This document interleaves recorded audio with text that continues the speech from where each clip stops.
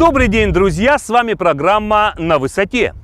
Путешествие Екатерины II в полуденный край России. Визит в Тавриду, приковавший внимание всего мира. Беспрецедентное по масштабам и стоимости путешествие Екатерины Великой и ее двора. Высочайший поезд, екатерининские мили, потемкинские деревни, путевой дворец и визит императрицы в Симферополь. Об этом и не только. Сегодня мы будем говорить с кандидатом исторических наук Никитой Храпуновым.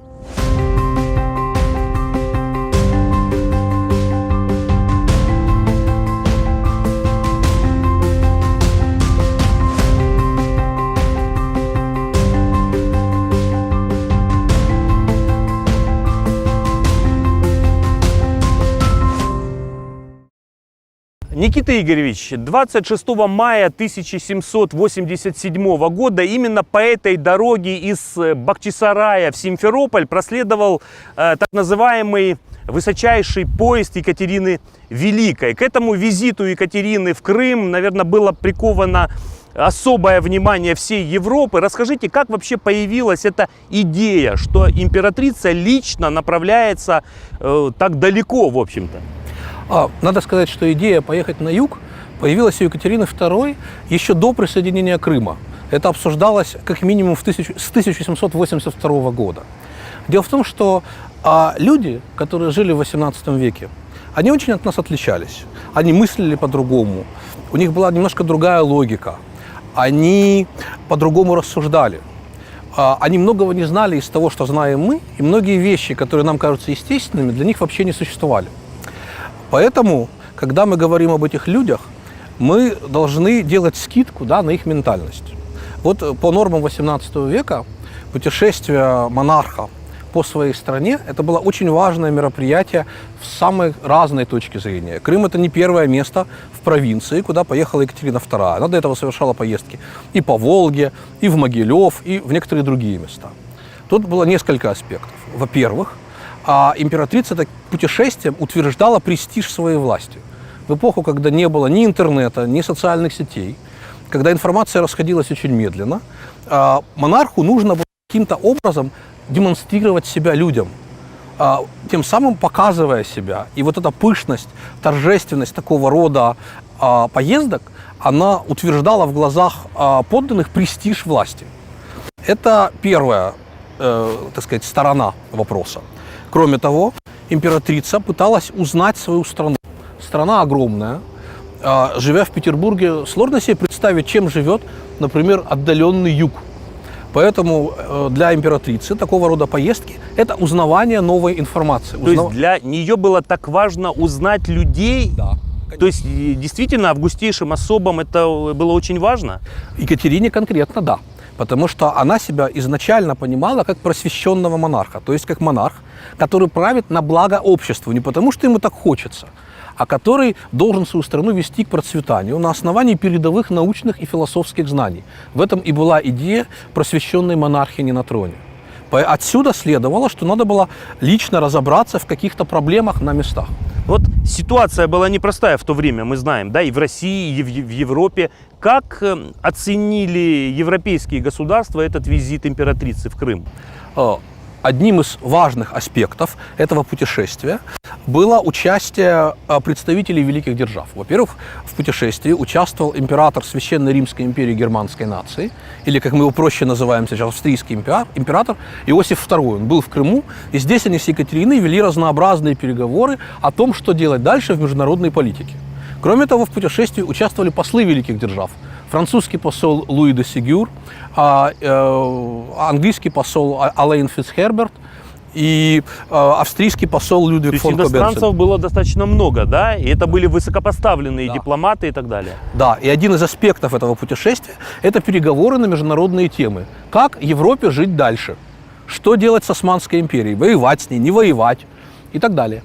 Это такой следующий аспект путешествия. Наконец, для Екатерины II очень важно было установить контакт с местными жителями, с представителями самых разных религий и народов.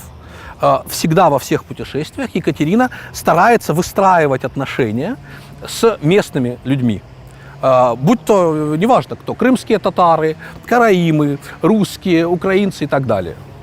Не случайно, поэтому во время такого путешествия Екатерина принимает у себя каких-то местных, ну, конечно, представителей местной знати, не рядовых людей. Она дарит им подарки, делает вклады в церкви, в мечети, дает деньги на разного рода церковные нужды и так далее. Что представлял из себя вот этот вот так называемый высочайший поезд или императорский кортеж императрицы? Это такая была довольно сложно описываемая картина. Это был такой хаос из карет, повозок, всадников, военных и так далее. Невозможно понять, сколько там этих карет находилось в каждый момент времени, потому что люди то присоединялись, то уезжали. Спутники могли покидать императрицу, уезжать, осматривать свои владения. Вот, например, император Иосиф II в какой-то момент покинул кортеж императрицы и поехал смотреть балаклаву. Зачем-то ему захотелось на эту балаклаву посмотреть. То есть это десятки карет, за ними какие-то вспомогательные, значит, службы. Тут же охрана. Значит, на материке Екатерину сопровождал казачий конвой, понятно, на случай неприятностей. Значит, в Крыму она поменяла его на конвой из крымских татар. Эти люди выглядели очень ярко, очень необычно, и поэтому потрясли воображение спутников Екатерины. Например, Иосиф II описывал с восторгом штаны, в которые одеты крымские татары. Дело в том, что европейская армия по моде того времени носила короткие штаны, которые заправлялись в чулки. А крымские татары, соответственно, носили обычные такие длинные штаны, что очень сильно удивило австрийского императора. Он подробно остановился на этом важном стратегическом вопросе. Надо сказать, что этот конвой выполнил свою цель. Дело в том, что когда поезд подъезжал к Бахчисараю, едва не случилось дорожно-транспортное происшествие. Лошади понесли, карета могла разбиться, и, в общем, всем, кто в ней находился, угрожала смерть.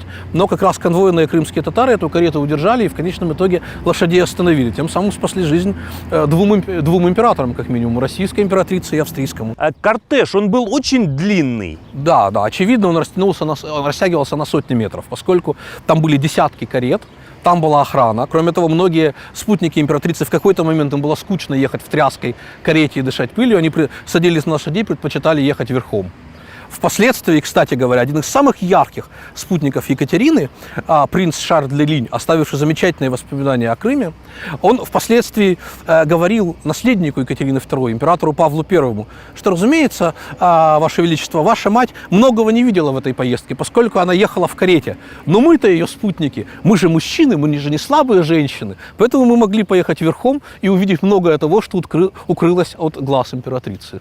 На протяжении всего пути императрицы известно, что были установлены так называемые екатерининские мили. Что это за идея? Почему их решили установить? Что они обозначали? Это действительно были, там отмечалось определенное расстояние, или это были какие-то символы? Изначально, насколько можно судить, это такая придумка организатора путешествия князя Григория Александровича Потемкина. Изначально это просто декор, убранство для дорог. Ну, надо же понимать, что дороги в то время выглядят далеко не так красиво, как сейчас. По сути дела, это просто такая расчищенная в степи трасса. Поэтому для красоты через каждый километр, точнее, через каждую версту устанавливались так называемые версты, такие каменные столбики, но они не сохранились до наших дней. Верста – это 1067 метров на наши измерения. А через каждые 10 верст ставились так называемые екатерининские мили. Это вот такие известные подквадратные, даже в Крыму сохранилось несколько штук по сей день. Да, их сохранилось несколько штук в Крыму, сохранилось в Бахчисарае, в районе Новопавловки, в районе Белогорска сохранилось, да, но на самом деле их было гораздо больше. То есть изначально эти мили, они просто обозначали эту дорогу в степи, делали как бы ее более красивой. Но, конечно, потом, после окончания этого путешествия, эти мили стали восприниматься именно как такой сувенир, как мемориал, как память об этом выдающемся событии. Именно в таком виде они уже вошли в культуру, например. Вот именно на этом промежутке дороги из Бахчисарая в Симферополь есть несколько населенных пунктов, названия которых связывают с Екатериной II. Это и приятное свидание, это и чистенькое практически на подъезде к Симферополю. Действительно, эти названия имеют какое-то отношение к этому визиту императрицы в Крым? К сожалению, нет. Но дело в том, что как всякое такое выдающееся событие, приезд Екатерины на юг, он немедленно вызвал всякие рода слухи, сплетни, легенды и так далее. Тем более, само событие довольно быстро забылось. А следующее поколение местных жителей, они уже передавали создавали разного рода вот эти легенды, которые они сами придумывали. Про приятное свидание, например, достоверно известно, что никакого там села не было до середины 19 века.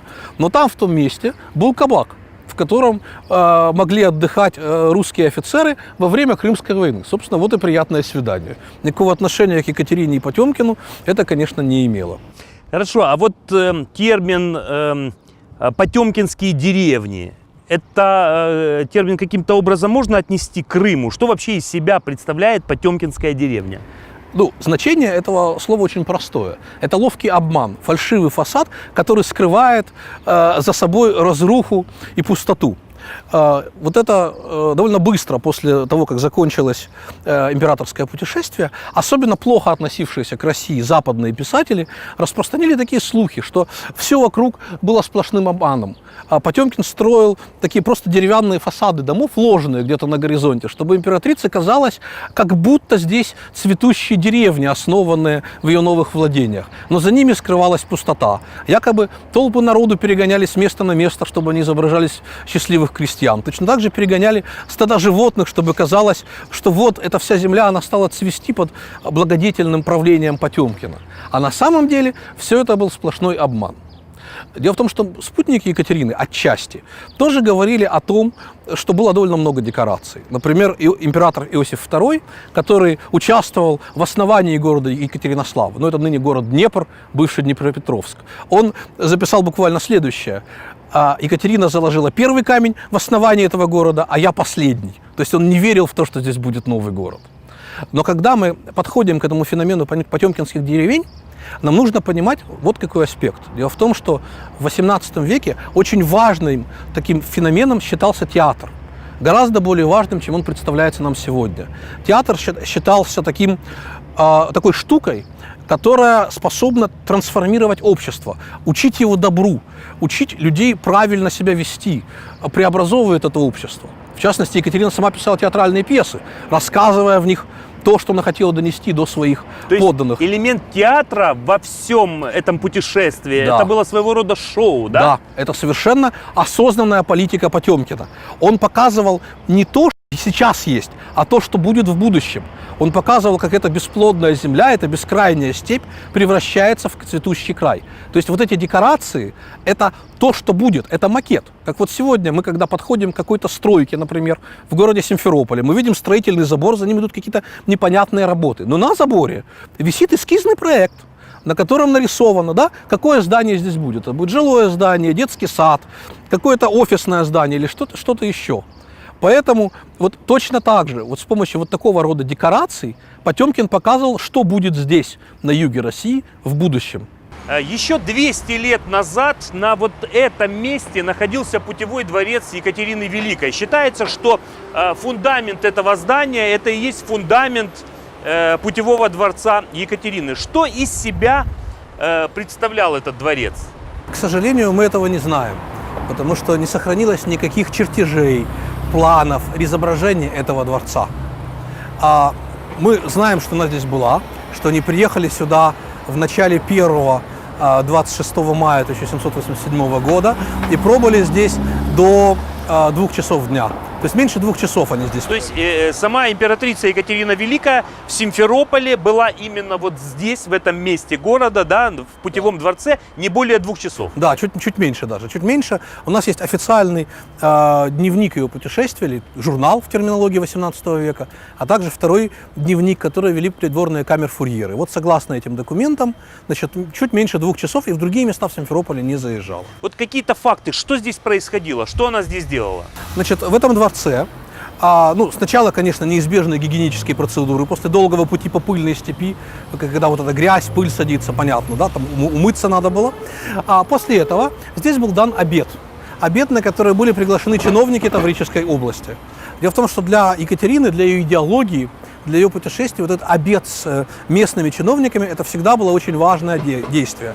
Таким образом, она как бы показывала этим чиновникам, что они вместе составляют единое целое, единое сословие государственных людей, которые управляют этим государством. Они как бы осознавали себя как нечто единое. Вот здесь состоялся такой обед, Значит, обычно на такого рода мероприятиях раздавались разного рода награды, либо ордена, либо деньги, либо какие-то ценные вещи, например, там украшенные табакерки какие-то, перстни и так далее.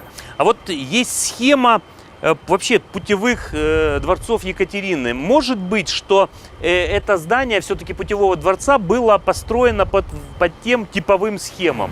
Возможно, но мы, к сожалению, этого не знаем. Мы знаем, что были действительно эти схемы типовых дворцов, но они же всегда подстраивались под конкретную ситуацию. То есть, например, вот мы знаем, что в Симферополе была большая проблема с камнем. Здесь нет месторождений камня природного. Надо было этот дворец строить из камня. И поэтому было принято специальное решение разобрать на строительные материалы загородный дворец крымских ханов Ашлама-Сарай. Это между Бахчисараем и Чукуткале. Дворец к тому времени уже развалился, сохранить его не получалось, хотя пытались.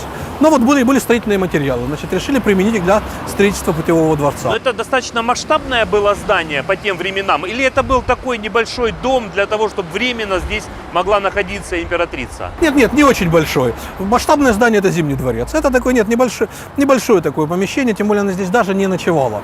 Хотя изначально думали, что, может быть, будет ночевать, но потом в процессе изменился план путешествия, и здесь она только обедала. То есть, по большому счету, нужны были какие-то несколько внутренних помещений для нее, чтобы она там могла умыться, переодеться, и зала, где вот они все парадным образом обедали с местными чиновниками. Очень часто приходится слышать и о том, что Екатерина молилась в одном из православных храмов Симферополя, и что она высаживала здесь, даже называется число 3 дерева шелковицы. Вот эта вся информация, она все-таки на уровне каких-то слухов, каких-то домыслов, баек? Нет, к сожалению, никаких документальных подтверждений нет, или, к счастью, их нет. Мы точно знаем, благодаря официальным дневникам путешествия, что она приехала в этот дворец. Здесь они, значит, пообедали, после чего они уехали в Карасу-Базар, то есть в Белогорск.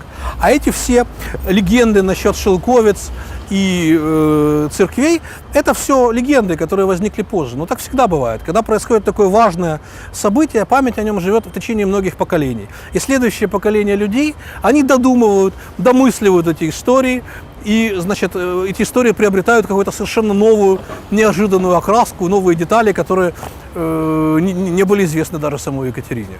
Но вот что мы точно знаем, что Екатерина делала пожертвования финансовые на мусульманские храмы.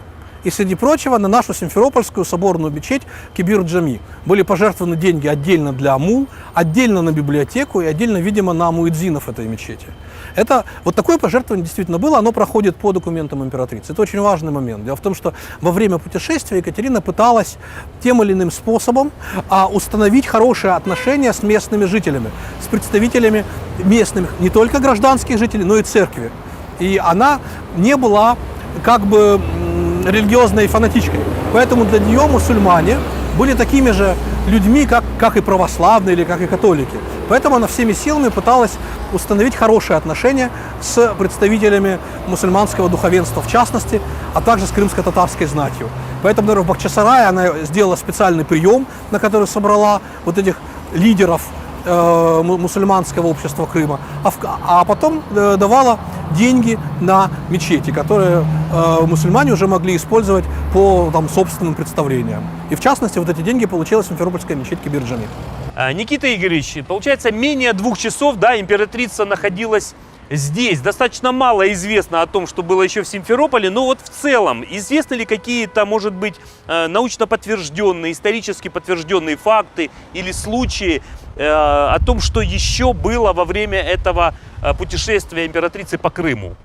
Да, довольно много есть забавных всяких историй, и мы о них знаем благодаря рассказам спутников императрицы, потому что впоследствии многие из них опубликовали мемуары об этой поездке, сделали, кстати, прекрасную рекламу Крымскому полуострову, потому что их читатели увидели здесь волшебную страну, как будто сошедшую со страниц арабских сказок, очень красивую, живописную, с прекрасными фруктовыми деревьями, с очень добрыми, милыми людьми. Но перед тем, как перейти к этим байкам, нужно сказать следующее. Дело в том, что Крым вот этим людям, спутникам императрицы, он казался воплощением Востока. Восток – это некая полная противоположность Западу, то есть их культуре, мир наизнанку. Это место, где существует совершенно другая этика, другая мораль. Место, где можно рассчитывать на всякие головокружительные приключения в стиле «Тысячи и одной ночи». Поэтому они так и вели себя здесь, так, что это нам немножко покажется странным. Вот, например, император Иосиф II. Он своим современникам казался человеком совершенно скучным, такой канцелярской крысой, таким вечно деятельным чиновником, который, как писали о нем, не имел ни малейшего чувства юмора и не читал ничего, кроме деловых бумаг. Но, видимо, эту маску он мог снять только когда оказывался за пределами в Австрии. Поэтому первая же история, в которую он вляпался, оказавшись здесь, на юге России, но не в Крыму, а близ нынешнего Херсона, он, как пишут в источнике, приласкал несколько больше, чем этого следовало, крепостную девушку, что, разумеется, вызвало некое возмущение у ее хозяина, который девицу поколотил и собирался проделать то же самое с императором, а потом еще донести об этом Екатерине II, что вызвало бы немедленно колоссальный скандал. И императора спас из этой дурацкой ситуации его хороший товарищ, принц Шарль де Линь, который выучил на русском языке несколько непарламентских выражений. Он явился, значит, к этому помещику, сказал все, что о нем думает, с использованием этих самых слов, а также напугал его своим генеральским мундиром, чем проблема и была решена. Но если бы Иосиф II на этом остановился, оказавшись в Крыму, он разузнал, что, оказывается, на Востоке особой славой пользуются черкесские красавицы. Поэтому он нашел некого русского, значит, поручика, дал ему денег и велел срочно ехать на Кубань, покупать там прекрасную черкешенку. Эта история вызвала целую панику у российских властей. Потому что, во-первых, денег дали мало, на черкешенку бы не хватило. Поэтому, может быть, купить несколько похуже из других народов. А главное, куда их потом девать, куда их доставить. Это дело дошло до Потемкина, но неизвестно, что Потемкин ответил по этому поводу, кого покупать, если покупать, куда их отправлять. Вот таких историй довольно много на самом деле. Дело в том, что вот эти люди, Восток же, гаремы, сидячи в Бахчисарае в гареме ханского дворца, принц де Линь сказал своему товарищу, французскому послу де Сегюру: «Глупо сидеть в розарии и не видеть роз. Надо же посмотреть, какие эти татарки, они же скрываются под покрывалами, вероятно, они невероятно красивые». Они разработали следующую диспозицию. Де Линь все-таки был фельдмаршалом, поэтому он действовал как опытный воин. Он узнал, что татарки ходят умываться к какому-то ручью на окраине леса.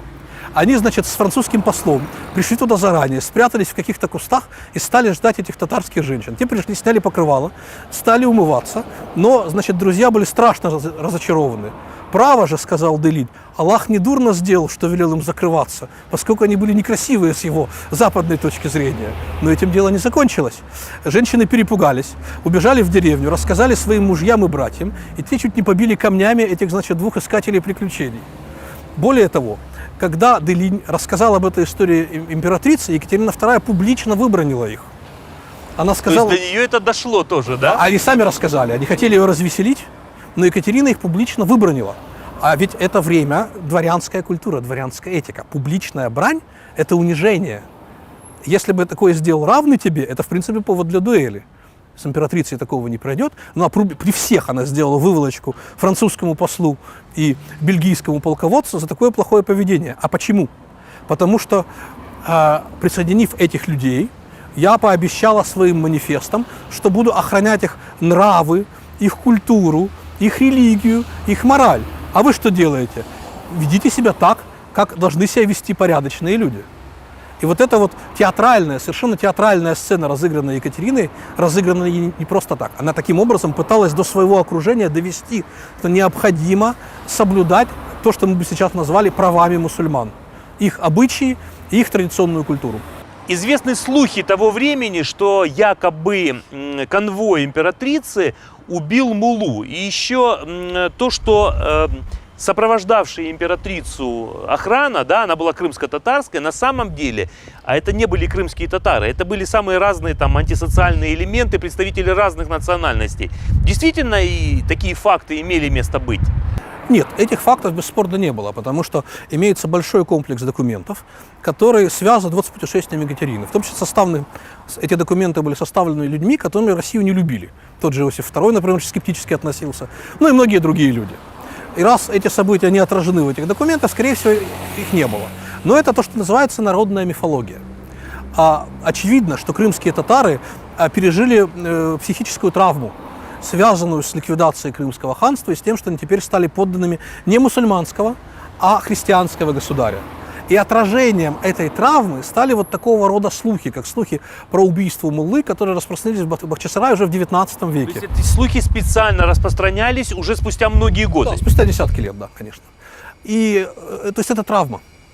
То есть люди были травмированы. Поэтому уже потом, когда память о конкретном пребывании Екатерины стала забываться, вот возникли вот такие слухи, сплетни, рассказы, непонятно о чем, которые должны были показать, что русские очень жестокие люди, что они даже вот святого человека, значит, застрелили по той или иной причине. Но в реальности этого не было. А, конечно, такого рода слухи подхватывают кто? Подхватывают предубежденно настроенные по отношению к России путешественники и другие западные люди, которые, разумеется, это все тиражируют в своих трудах, потом переписывают друг у друга, и концов уже не найдешь. Точно так же, как вот упомянутая вами история про конвой Екатерины, который представлял собой сборище переодетых разного рода голодранцев, эта история появилась в эпоху Крымской войны, то есть через 70 лет после путешествия. Да как, в принципе, голодранцы могли сопровождать и быть личной охраной императрицы? Да это к вопросу о потемкинских деревнях, что Потемкин был такой жулик, хотел показать Екатерине, как ее любят ее подданные татары, поэтому, значит, пособирал бог знает кого, одел в татарские одежды и сказал, что вот вам татары. Но на самом деле это спекуляция, это обман, это политическая идеология, которая появляется в сочинении английского путешественника и историка Томаса Милнера, который в эпоху Крымской войны, собственно, пытался объяснить, а зачем, собственно, англичане полезли в этот Крым, зачем тут было осаждать Севастополь, зачем тут надо было воевать, в чем благородство их миссии. Вот он объяснял, как Россия угнетала всячески крымских татар, как им было плохо, и в частности приводил вот такого рода байки и сказки. Впервые памятник Екатерине II в Симферополе появился в 1890 году. Но спустя практически 30 лет, уже когда пришли большевики, после гражданской войны, он был демонтирован. И только вот буквально недавно, в 2016 году, Екатерина снова вернулась на свое историческое место, вот в городской сад. Интересно, что вот скульптура Екатерины, да, и у нее под рукой правой карта Крыма. Это очень символично. И интересно еще и тот факт, что уже после возвращения Екатерины, после этого путешествия в Крым, в 1790 году была выпущена карта, на которой Симферополем был назван Бахчисарай, а на месте Симферополя была надпись «Город Левкополь». Как вообще могла появиться такая карта уже в 1790 году, когда было очевидно, что Симферополь именно здесь? Дело в том, что тут нужно небольшое пояснение. А с точки зрения международного права тех времен нельзя было просто завоевать какую-то страну. Нужно было предъявить какие-то права на эту страну. Поэтому, когда в результате экспансии на юг Россия захватила вот эти все земли, надо было как-то объяснить, по какому, собственно, праву она этими землями владеет. И Екатерина придумала такой очень талантливый пиар-ход. Она сказала, что русские являются потомками греков. Причем как греков античных, то есть время Илиады и Одиссеи, так и греков византийских. Просто по праву крещения князя Владимира в Херсонесе. И поскольку русские являются потомками греков, они имеют права на те территории, где некогда жили греки. Следовательно, надо всячески подчеркивать вот это античное и византийское наследие на юге России, которое будет говорить о том, что русские здесь были давно, а эпоха господства мусульман – это такое небольшое историческое недоразумение. Именно поэтому те города, которые основывались на юге, они назывались на древнегреческий манер. Например, всем известный город Херсон на юге Украины назван в честь Херсонеса, который находится на окраине нынешнего Севастополя. Поскольку, когда пришло время основывать потом базу Черноморского флота, название Херсона уже было занято, позаимствовали название Севастополь у античного города, находившегося на месте нынешнего Сухума в Абхазии. Точно так же взяли древние названия Мелитополь, Никополь и некоторые другие. А кто конкретно придумывал эти названия? Вот, к примеру, Симферополь, да, как сейчас говорят в переводе с греческого, город пользы, город-собиратель. Кто придумал Симферополь? Этого не знает никто. К сожалению, не сохранилось никаких документов, которые бы объясняли, как именно было найдено это название. Название удивительно тем, что если основные вот эти южные греческие названия имеют прямую отсылку ко временам либо античности, либо Византии, то Симферополь – это новодел. И вот этот город-собиратель, там, то есть от симфера греческое собирать, плюс полис город, это название новое, оно никак не связано с древней традицией. Мы не знаем, кто и почему его придумал. Есть всякого рода гипотезы, но не существует документов времени Екатерины II, подписанных каким-то человеком, который бы сказал, я предлагаю назвать вот так и и потому, потому и потому. И все-таки карта. Почему разные были названия городов, не соответствующие действительности на тот момент? Дело в том, такое впечатление, что Потемкин изначально придумал или собрал где-то названия городов, а потом стал думать, где эти города основывать. Например, пресловутый город Левкополь одно время думали построить с нуля в том месте, где Салгир впадает в Приазовье, в Азовское море. Левкополь, белый город, это связано с легендой о древнегреческом герое Ахилле, который оказался на Белом острове. Думали некоторые, что Белый остров это вот там как раз, где Салгир впадает в Азов. Ну вот, такое название придумали. Видимо, еще не вполне знали, где делать столицу Таврической области. Колебались между разными городами. И вот, видимо, карта, которую вы упоминаете, она отражает вот это состояние неопределенности, когда еще не знали, какой город куда поместить. Потом, значит, как раз по мотивам путешествия Екатерины было принято два очень важных решения. Решили запретить мусульманам жить в Феодосии, а не мусульманам в Бахчисарае. То есть решили сохранить эти города как своего рода памятники вот такой вот, как мы бы сейчас сказали, этнической культуры. То есть Бахчисарай как такой осколок крымского ханства, осколок мусульманской культуры. Поэтому там запрещено было жить не мусульманам. Ну а Феодосию как, соответственно, город греческий, армянский. Не секрет, что изначально Екатерина Великая не планировала все-таки присоединение Крыма как территории к Российской империи. Она хотела, чтобы здесь оставалось независимое Крымское ханство. Вот почему в итоге все-таки все настолько поменялось, что пришлось ей же, самой Екатерине, присоединять непосредственно эти территории к Российской империи? Дело в том, что Екатерина, она хотела строить свое государство на основании принципов научных и философских, по самой передовой мысли того времени. То есть она ориентировалась на труды классиков французского просвещения.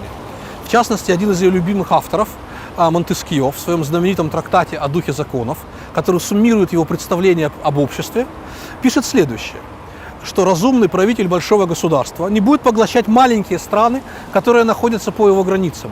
Пусть они остаются, и пусть они принимают на себя все нерасположение фортуны, как пишет Монтескье. Иначе говоря, идея буферных государств. Вот именно к этой идее пришла Екатерина в начале своего правления. Она хотела сохранить не только Крым как самостоятельное государство, но также и Дунайское княжество, Молдавию, Валахию, также и Польшу.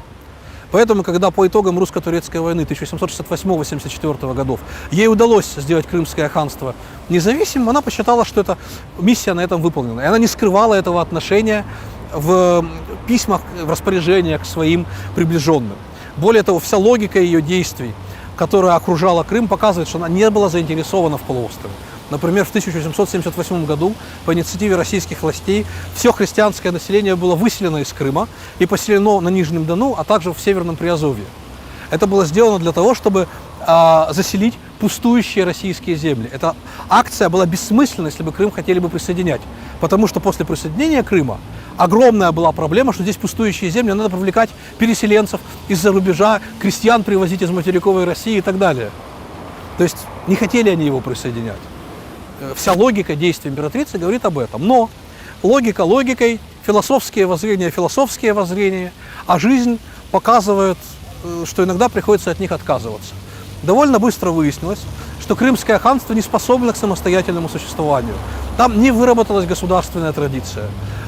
Период существования Крымского ханства независимого, вот эти 9 лет между отделением от Османской империи до поглощением России, это бесконечные смуты, это то, что можно назвать гражданский конфликт, это бесконечное кровопролитие, мятежи, попытки свержения одного хана, поставления на трон другого, бедность. А в результате ставленник России хан Шагин-Гирей держался исключительно на русских штыках. То есть российская армия была вынуждена находиться в Крыму. То есть фактически это не было независимое ханство, да? Но его хотели сделать независимым, но не получалось. Причем сам Шагин-Гирей был по-своему выдающимся человеком. Он пытался модернизировать свое ханство, но ему не хватило сил, времени, опять же, упрямства материала, так сказать. Среда сама не была готова меняться, общество не было готово меняться. Турция постоянно вмешивалась, пытаясь вернуть Крым себе. В итоге в манифесте о присоединении Крыма Екатерина вполне честно и откровенно говорит о том, почему его решили присоединить. Слишком большая цена затрачена на то, чтобы поддерживать этот Крым в его независимом состоянии. Это и жизни российских солдат, и огромные деньги, которые тратились не только на русские гарнизоны, но это невозвратные кредиты, которые давались крымскому хану, который сам не мог собрать достаточное количество денег для функционирования государства. Иначе говоря, когда жизнь сложилась таким образом, не оставалось ничего, кроме проглотить Крым. И надо сказать, что главным, конечно, двигателем присоединения Крыма был Потемкин, который в частых письмах уговаривал Екатерину, что давайте, это яблоко, оно уже созрело, оно вот-вот упадет, только руки подставьте. А она, понимая, какие международные осложнения это может вызвать, тянула до последнего, готовилась. И не случайно манифест о присоединении Крыма был опубликован через 3 месяца после того, как он был подписан. Только потому, что готовили вот эту международную дипломатическую обстановку. То есть она, в принципе, не торопилась, да? Нет. Екатерина была в Крыму, в Симферополе только однажды, да, во время своего путешествия, мы это знаем, это был 25-й год ее правления, да, как императрицы. Вот для вас, как для ученого, как для историка, уже с позиции сегодняшнего дня, как можно оценить вот этот вот визит императрицы, личный визит императрицы в Крым? Это хороший вопрос, и он имеет много измерений, ответ на него имеет много измерений. С одной стороны, конечно, это путешествие на юг стало величайшим триумфом Екатерины, пиком ее правления. Вот эта ее пышная свита, состоящая из представителей ведущих держав Европы, они убедились в том, что Россия может завоевывать огромные территории, что она может их трансформировать к общему благу российских подданных. Они убедились в том, что Потемкин действительно развернул бешеную деятельность на юге, что строятся города, какие-то создаются новые предприятия, вводятся какие-то новые сельскохозяйственные культуры. Конечно, много чего еще оставалось сделать, но направление уже было понятно. С другой стороны, через несколько месяцев, после того, как завершилось путешествие, началась очередная война с Османской империей. Эта война была очень тяжелая, она стоила много человеческих жизней, она стоила колоссальных денег. И хотя Россия присоединила еще дополнительные земли, но за потери были очень велики. Очень интересно, что во время этой войны, когда русский флот погиб в осеннем шторме, Потемкин обратился к Екатерине с предложением эвакуировать Крым, то есть отдать его туркам, вывести оттуда все, что там уже было российского, и вернуть его Турции. И Екатерина сама его успокаивала, говорила: не надо, подождем, пока фортуна переменится, Крым нам еще пригодится.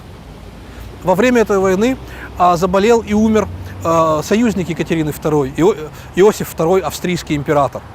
И пришлось выстраивать новые отношения с его братом, который уже был куда менее талантливым государственным деятелем. Кроме того, вот это присоединение юга привело к массовой миграции мусульманского населения. Дело в том, что для мусульман той эпохи очень тяжело было согласиться жить под властью немусульманского правителя. Начинается массовая миграция крымских татар. От трети до половины населения покидает Крым. Понятно, как это сказывается и на экономике, и на то, что приходит просто в запустение, в разрушение целые районы городов и так далее, и так далее. Когда в начале 19 века в Крым приезжает секретная миссия, направленная Александром I для того, чтобы проверить, что здесь происходит, участник этой миссии, генерал Бенкендорф, будущий шеф тайной полиции, пишет в своем дневнике, он пишет для себя: вечным позором Екатерининского царствования будет то, что некогда цветущая страна обращена в пустыню. Иначе говоря, вся эта бурная деятельность Екатерины и Потемкина еще не дала результатов. Понадобился очень долгий срок, не менее полувека, для того, чтобы Крым полностью интегрировался в состав Российской империи и превратился в по-настоящему цветущий край. Это уже сделал Михаил Семенович Воронцов во второй четверти XIX века. Но хотя интеграция в экономическом, культурном плане, социальном плане затянулась, пожалуй, самое важное, что сделала Екатерина, и в частности своим этим великим путешествием, она включила Крым в состав русской культуры. До этого в течение веков Крым воспринимался как место, где жили враги, где жил крымский хан, с ним велась война не на жизнь, а на смерть. Это был ад, тар-тар. Так называли вот эти степные пространства. Тартары называли татар. Добавляли лишнюю букву «Р» в эти два названия, чтобы добиться сходства с Тартаром, преисподней древнегреческих мифов. И вот этот мир наизнанку, этот ад, благодаря Екатерине, русской культурой был осмыслен как часть, традиционная часть России, которую уже никто никуда не собирался отдавать, и которая была осмыслена как наша национальная территория. Именно поэтому несколько позже появляются такие замечательные произведения, как Бахчисарайский фонтан Пушкина, например, который навсегда сделал Крым вот этой частью российской культуры. И, пожалуй, вот эта моментальная смена акцентов, когда за несколько лет Крым из чего-то враждебного стал своим, пожалуй, самое главное достижение Екатерининского царствования.